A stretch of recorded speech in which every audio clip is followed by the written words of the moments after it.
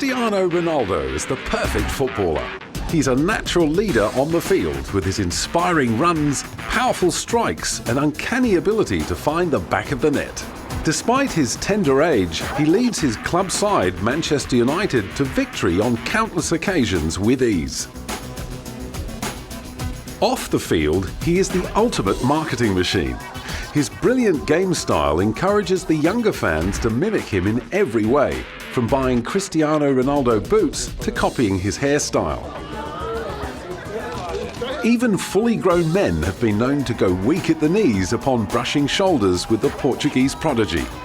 And let's not forget the fawning female fans who love to watch the baby-faced midfielder tear apart a trembling defence. So what is it about Ronaldo that has the football world in awe? Throughout this programme, we chart the young superstar's career and achievements to date. We check on his track record with clubs and fans and delve into the scandals that sometimes threaten to derail his brilliant career.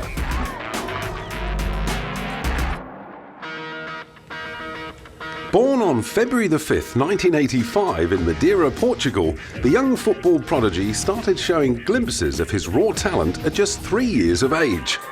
His passion and natural talent for the game were obvious, and at 12, Ronaldo went on a 3-day trial with Sporting Lisbon, who signed him for an undisclosed sum. At 16, Ronaldo started to blossom. His form in the UEFA Under-17 Championship drew him to the attention of the wider football world. In the summer of 2003, he caught the eye of Sir Alex Ferguson when Sporting beat Manchester United 3-1 in the inauguration of the Alvalade 21 Stadium in Lisbon. Demonstrating his ability to play on both wings, his performance in the match impressed the Manchester United players, who urged their manager to sign Ronaldo. By mid-August, Ronaldo had joined the English Premier League powerhouse for a transfer fee of €22.2 million.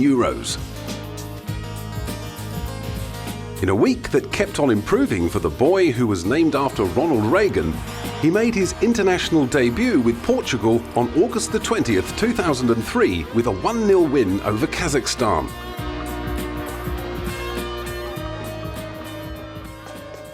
With his awkward teenage years behind him, Ronaldo was beginning to make good on the incredible potential his coaches saw.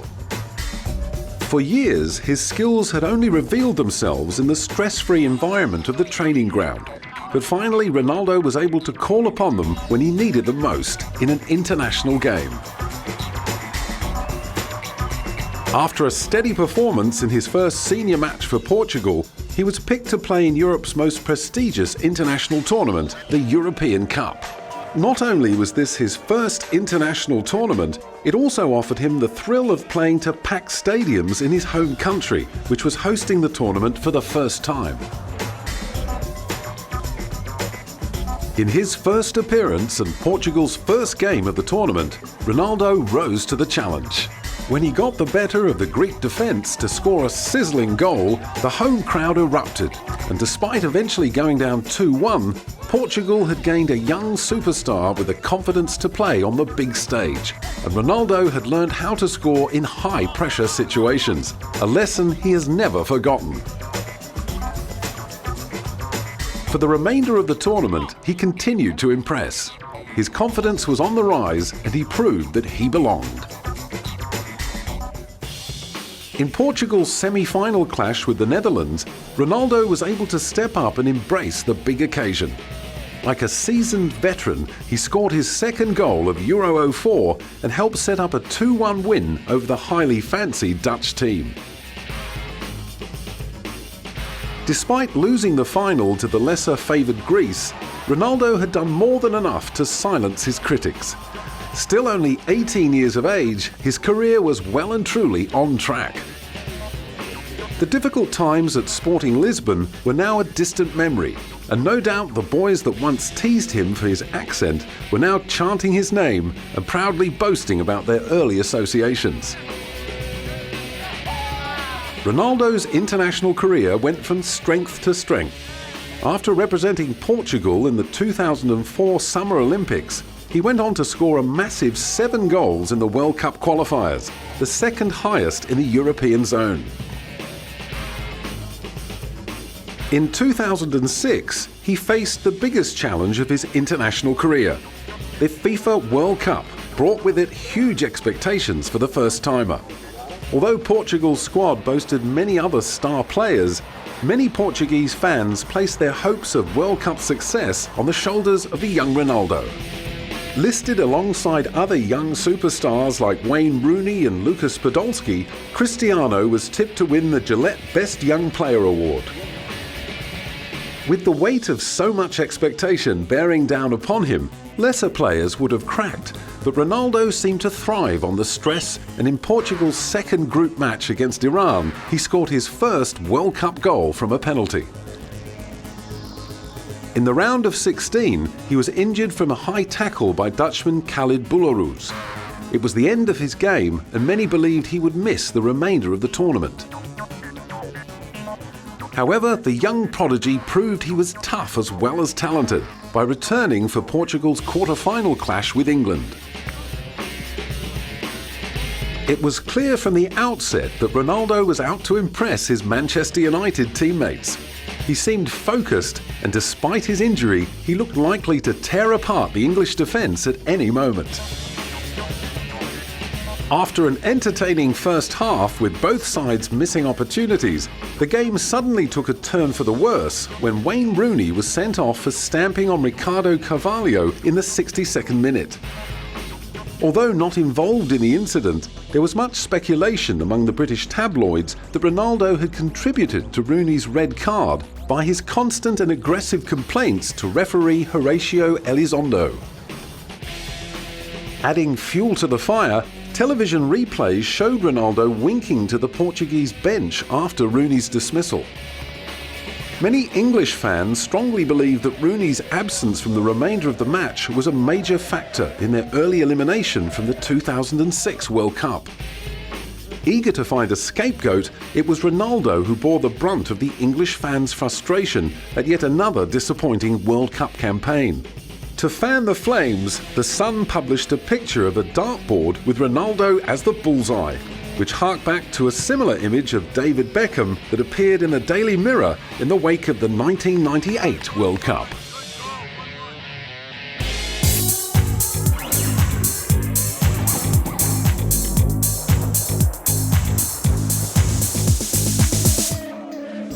Not surprisingly, the aggression of the English fans towards Ronaldo raised doubts about his future with Man United.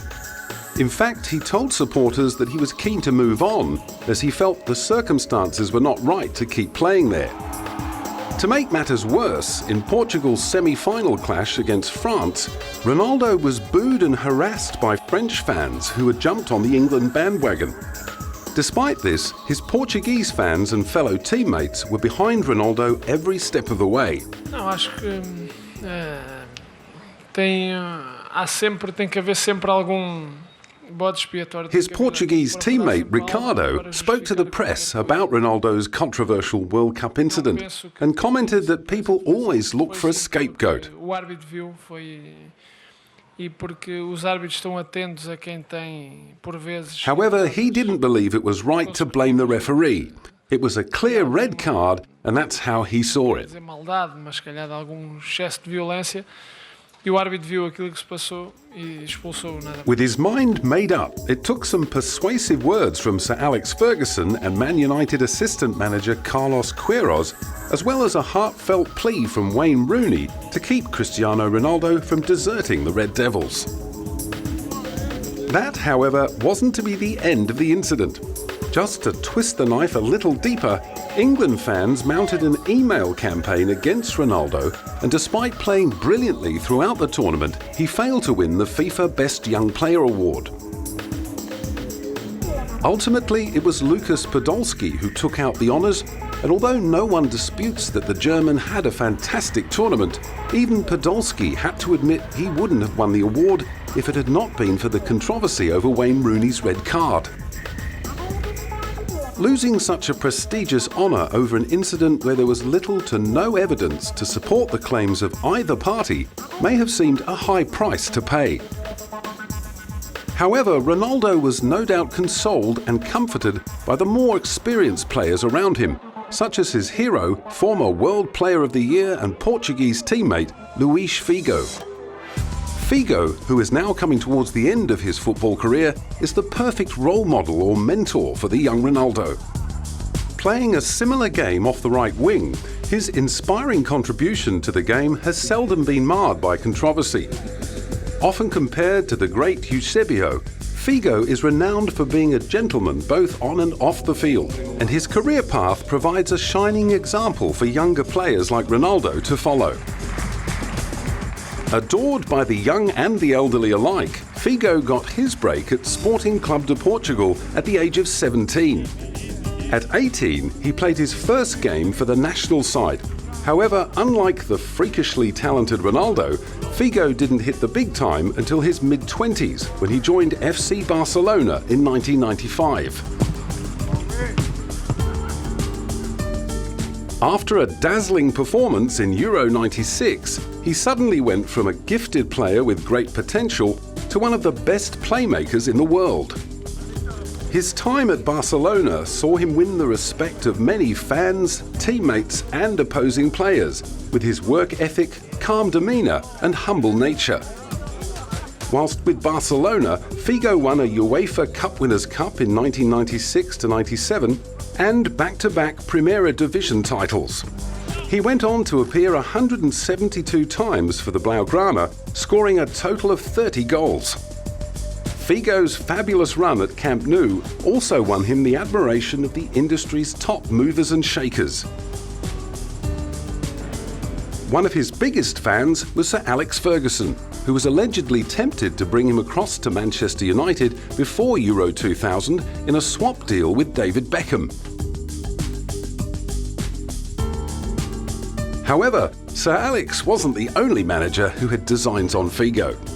Barcelona's bitter rivals Real Madrid also had their eye on him, much to the disgust of the Barcelona fans who would rather see one of their players in a pine box than playing for the opposition.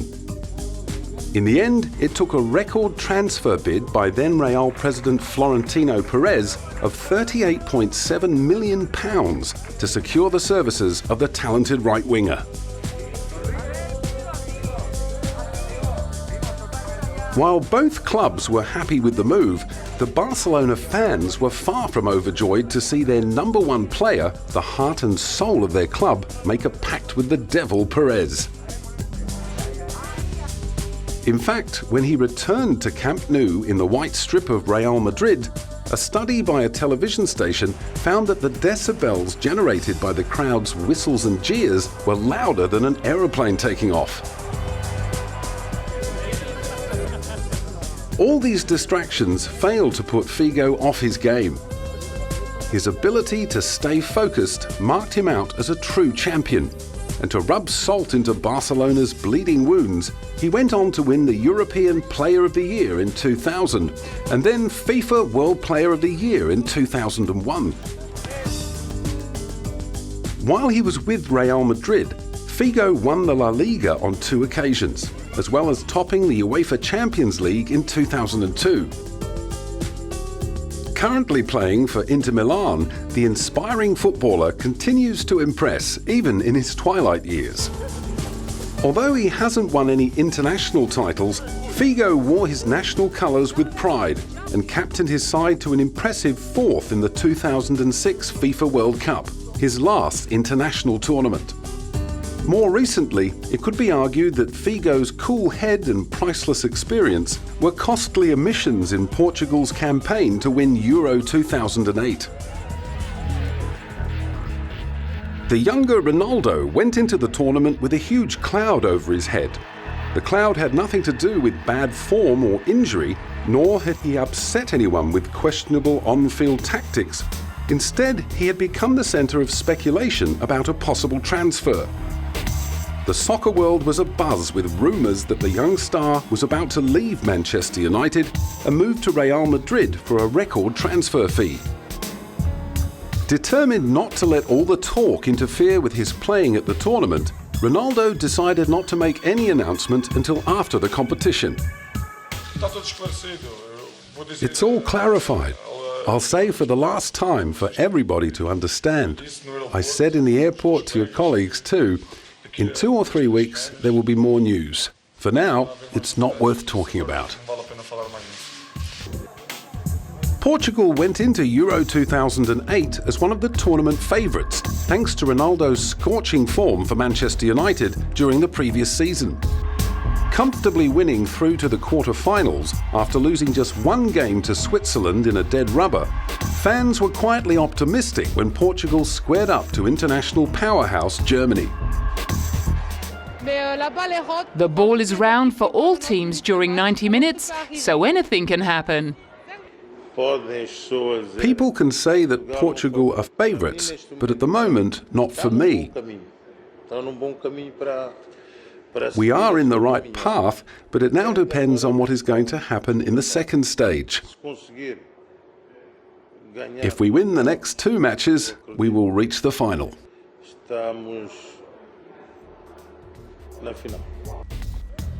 Despite trying to ignore the mounting pressure from the media regarding his possible transfer, Ronaldo never quite got on top of his game, finding the back of the net only once throughout the tournament. Perhaps if Figo had been on the team, Ronaldo would have found enough stability and inspiration in his mentorship to kick his way out of the doldrums. As it was, there was no escaping the fact that the 23-year-old prodigy had plenty to think about. No doubt he was spending lots of time reflecting on how much his life had changed in the 5 years since he signed with Manchester United.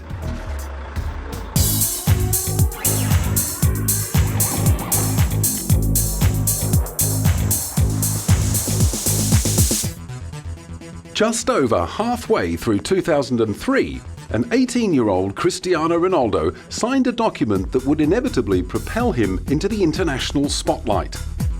With one swift movement of his pen, he went from playing for one of the best teams in his home country to become a star player for one of the most celebrated club sides in the world. His transfer fee of €22 million, or approximately £12 million, is a figure normally associated with the signing of a top-flight footballer who has already established themselves on the world scene. To put the fee into context, it's interesting to note that England international Michael Owen, who'd won the Ballon d'Or and been the EPL's top goalscorer, only attracted a transfer sum of £8 million on his move from Liverpool to Real Madrid. Despite the fact that Ronaldo had played well in his home league, near family and friends, he had yet to prove his worth in a foreign environment. Paying a fortune for the teenager was clearly a big gamble for Sir Alex Ferguson and his Red Devils. Not surprisingly, many Man U supporters were up in arms when they heard that their beloved club had forked out so much for an untested player. Luckily for Ronaldo, his new teammates, who were in awe of his natural talent, were fully behind the transfer. With the hype surrounding Cristiano increasing and other big clubs starting to sniff around the youngster, Sir Alex swooped and clinched the deal.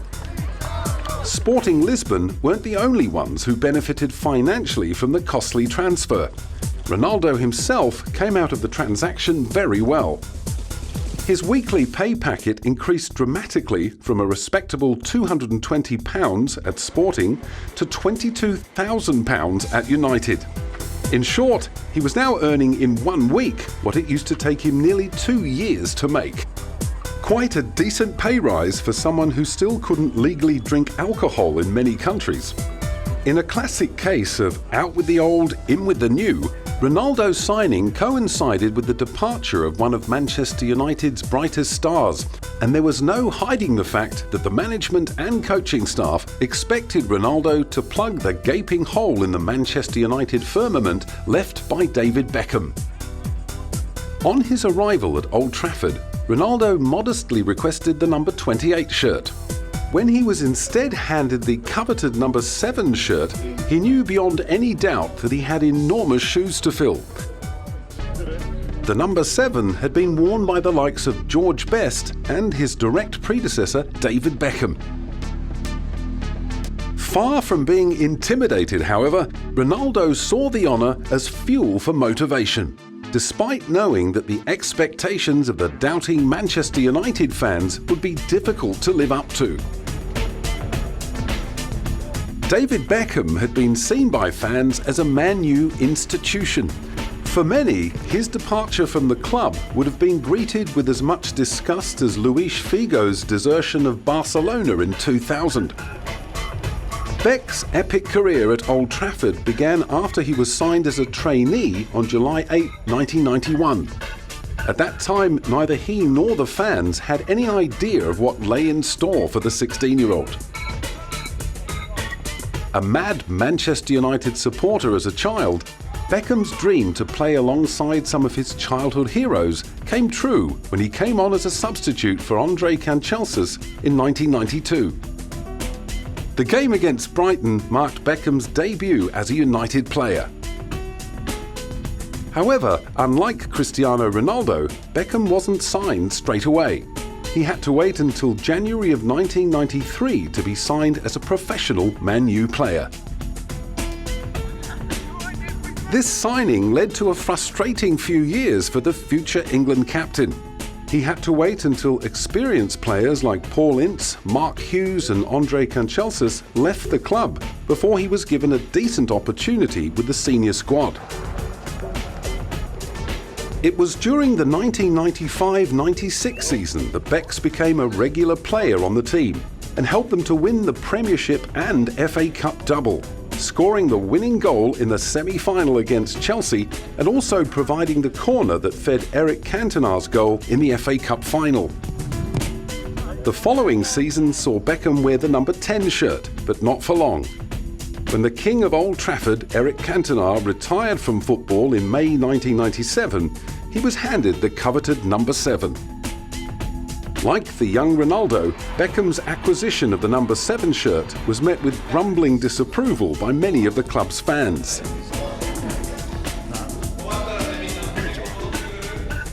Despite the rumblings, Beckham's football skills and profile continued to improve at a lightning pace.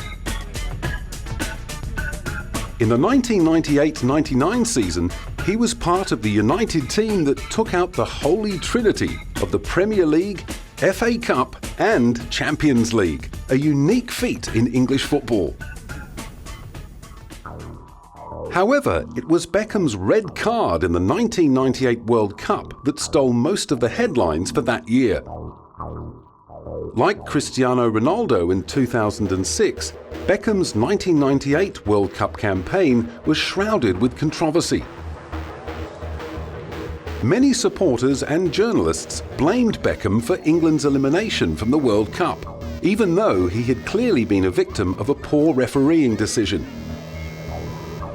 To make matters worse, Beckham also received death threats after the World Cup, and rumours started to speculate that he would have to move overseas to continue his football career.